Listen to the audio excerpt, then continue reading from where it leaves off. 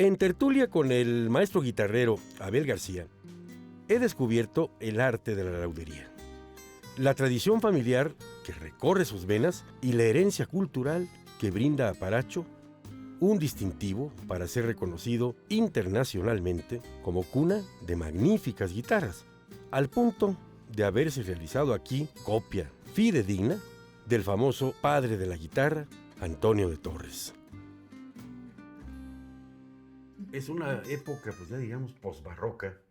Sin embargo, por la copia que hiciste fidelísima de una de las guitarras de Torres, eran guitarras todavía muy bonitas, muy adornadas, ¿no es cierto? Esta guitarra cumbre, la réplica que hice sobre la guitarra de Antonio de Torres, es el trabajo más exuberante de Antonio de Torres. Y al parecer fue hecha para un concurso, la Exposición Internacional de Sevilla, que era uno de los eventos más importantes. Incluso muchos mexicanos fueron a participar allá en diferentes ramas del arte. Antonio de Torres con ese instrumento gana el premio más importante. Es un instrumento considerado como el pináculo de la guitarrería. Es el instrumento más difícil de reproducir, es uno de los instrumentos más bonitos, es una de las guitarras más bonitas. Y además es una de las guitarras que mejor suenan. Además tiene muy buen sonido. Entonces esta guitarra se vuelve misteriosa, se vuelve un ícono. Precisamente cuando estuve en Córdoba como alumno y ayudante de José Luis Romanillos, el biógrafo más importante de Antonio de Torres, pude acercarme mucho más a la guitarrería de Antonio de Torres. Fui valorando mucho más el trabajo que tiene esa guitarra. Y en el 2006 decidí hacer una réplica de ese instrumento, a arriesgarme a construirla. Estudié los otros guitarreros que intentaron copias de este instrumento y bueno, la he presentado en diferentes festivales de guitarra y ha sido muy elogiada, ha sido considerada una réplica fiel de la guitarra de Torres. ¿Me decías que fueron 10 años de trabajo? Bueno, fue el periodo de tiempo que te tomó hacerla. Sí, entre investigación. Y interviniendo, por supuesto, con todo. Sí, entre investigación y diseño y cálculo de dimensiones, casi 10 años. El arte guitarrero tiene también un aspecto romántico. La importancia de la elección de la madera con la que se construirá el instrumento depende no solo de la ciencia física biológica, sino también de una historia poética. Me decías, Abel, que entre más viejo sea tanto el árbol, en su caso la madera que lleve tiempo de cortada, es mejor para la guitarra. Sí, la madera para la laudería tiene muchos aspectos, algunos románticos, porque buscamos que sean de árboles muy antiguos. Eso quiere decir que estaríamos pensando en que tengamos árboles que tengan 200 o 300 años de edad cuando se corta. Y hay un momento específico del año cuando se tiene que cortar, que es la época más seca, para que no contenga tanta humedad el tronco. Y sin supersticiones, me decías que además tiene que concurrir la luna llena. Sí, estas son, digamos que las leyendas que han dado lugar a las investigaciones serias. Aportan mucho todas estas leyendas, ¿no? Que por alguna razón se han quedado como tales.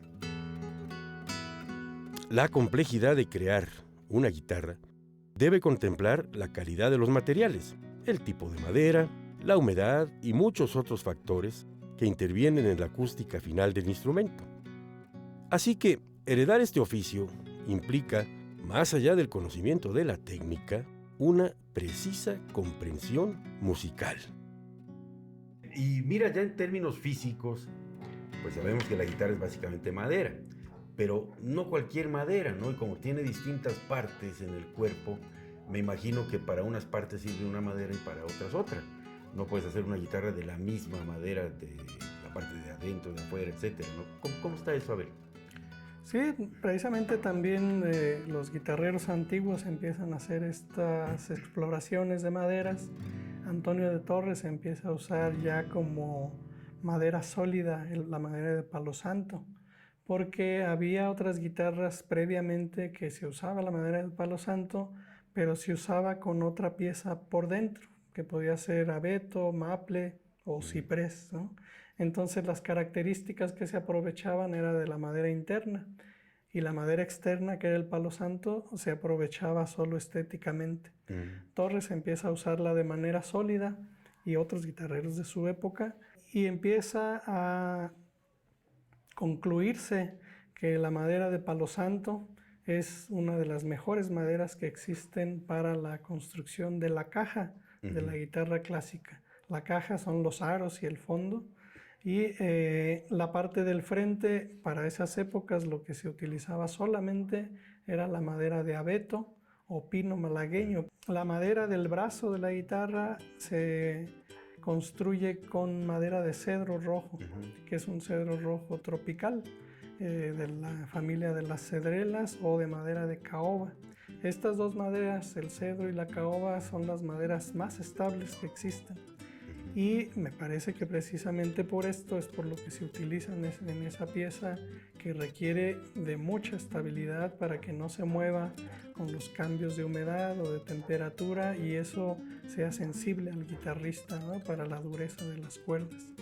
La parte del frente del brazo es madera de ébano o palo santo, pero finalmente se ha llegado a establecer como la mejor madera para el diapasón la madera de ébano, que viene de África, de diferentes regiones de África. Básicamente estas serían las 4 maderas que se utilizan. Ahora, después digamos que de una gran explotación de maderas de palo santo, se han utilizado otras especies de palo santo. El palo santo pertenece a una familia que se llama Dalbergias, y dalbergias crecen en diferentes regiones del mundo. Incluso en México crecen varias especies de dalbergias. Una de ellas es la madera de palo escrito, y esta madera de palo escrito pues es, digamos, que la prima hermana del palo santo de Brasil o de la India, y tiene básicamente las mismas cualidades que aquellas, ¿no? Es cierto que hay maderas buenas de palo santo de Brasil y también maderas malas. Asimismo en el palo escrito, ¿no? Es decir, cuando tienes una pila de maderas de palo santo de Brasil o de cualquier otra madera, lo que tú haces es seleccionar las mejores piezas y esas utilizarlas para la guitarrería. Una vez que se corta la madera en esta época seca, cuando se corta tiene 96 o 98% de humedad el tronco. Y hay que dimensionar los trozos y hay que rajarlos en hojas aproximadamente de medio centímetro, ¿no? Y estas hojas hay que almacenarlas durante mucho tiempo para que de manera natural lleguen del 98 hasta el 6% de humedad. Tiene que pasar mucho tiempo y tiene que pasar cuidados muy precisos, que no les dé demasiado aire, porque se pueden rajar las puntas, porque se pueden torcer las puntas, y esto provoca tensiones o inestabilidades luego, ¿no? Una vez que se llega al 6% de humedad, tiene que pasar, esta fue la época de secado, pero tiene que venir una etapa de estacionado. Este estacionado o estabilizado de las maderas depende mucho de la especie, pero a partir de unos 4 o 5 años de estacionado. En ese proceso lo que se hace es buscar que todos los ingredientes de las maderas se cristalicen. Es decir, los taninos, las resinas, los aceites esenciales tienen que volverse como unos cristales, y dentro de los vasos de las células de la madera, esos cristales van a aparecer un barniz dentro de cada vaso. Ese barniz va a proteger a la madera del movimiento higroscópico, que es una cualidad de la madera que provoca que crezca o decrezca con la presencia de humedad. Al estar estabilizada la madera, esa propiedad disminuye mucho. La evolución en los procesos y las distancias geográficas genera también distintos resultados. Por eso se pueden encontrar variedades interesantes entre la guitarra clásica de Paracho y la guitarra flamenca española. En la época del maestro de Torres se dividió lo clásico de lo flamenco también. Entonces, ¿son guitarras distintas en principio? En principio sí, en el final parece que no. En el final actual diría, porque en el principio se ve que el arte de flamenco El guitarrista o tocaor, como le dicen en Andalucía, andaba detrás del bailaor acompañándolos porque se movían en diferentes lugares. Y una teoría es que tendrían que ser guitarras ligeras para que el tocaor pudiera andar detrás de ellos, ¿no? Y la madera que se utilizaba era la madera de ciprés. Hay varias guitarras de Torres que están hechas con madera de ciprés y se les ha ido clasificando como en el estilo de la guitarra de flamenco. Y lograban un timbre muy particular. Sin embargo, ya tal vez con Paco de Lucía, tal vez un poco antes, empiezan a refinar el toque los guitarristas, empiezan a proponerse guitarras de flamenco negras, les dicen. Y estas guitarras de flamenco negra estaban hechas ya con maderas de palo santo, básicamente igual que una guitarra de concierto. Y actualmente, bueno, por ejemplo, mi maestro Romanillos, él me decía que no había guitarra de flamenco, que había guitarristas de flamenco. Hombre, a ver, nos podríamos pasar todo el día platicando de estas cosas maravillosas, de este arte, tanto de fabricar la guitarra como de pulsarla y sacarle música. Y pues te felicito, ¿no? Te felicito en calidad de paisano que soy.